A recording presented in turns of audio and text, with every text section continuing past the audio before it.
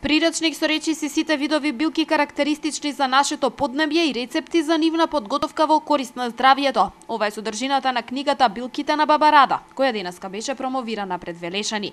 Книгата, вели авторката, е подготвувана во соработка со најпознатите и најуспешните билкари во земјава. Навистина предизвика огромен интерес затоа што е убаво направена, дизајн убав, има доста и тоа не е цела, не се она што ние зборувавме, има уште многу за што можеме да им подариме на нашите луѓе.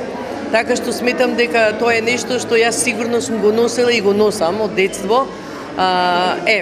Овој момент тако се погоди да ја направиме емисијата голем одзив имаше и уште еднаш ќе ви кажеме дека тоа дело на сите вас, значи на гледачи, на билкари. Јас за тоа многу сум среќна и можам сега да се заминам и да речам Боже, па ја направив нешто. Велешани покажаа голем интерес за делото, но и желба да се запознаат со баба Рада, да поразговараат и да побараат совет од неа. Билките се тие кои го лечеле населението во минатото од речиси сите болести кои се појавиле, вели таа.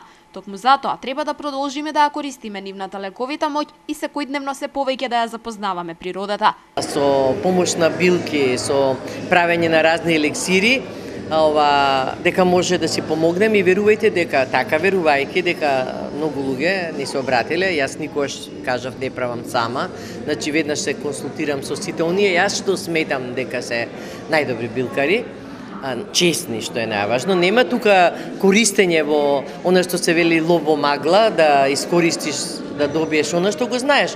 Ја тоа го сметам како за дар Божи, не смеш да го злоупотребиш тој дар Божи, треба само да помогнеш. Ако на тројца сме помогнале, верувајте дека е многу, а на повеќе сме помогнале. И ви, како што ви кажав, ако оставиш една стапка, да заминам утре, значи ќе заминам како среќен човек. За делото стои издавачкиот центар 3, а цената на истото изнесува 250 денари. Караванот на баба Рада денеска продолжи во Гевгелија, а предвидено е да ги посети речиси сите поголеми градови.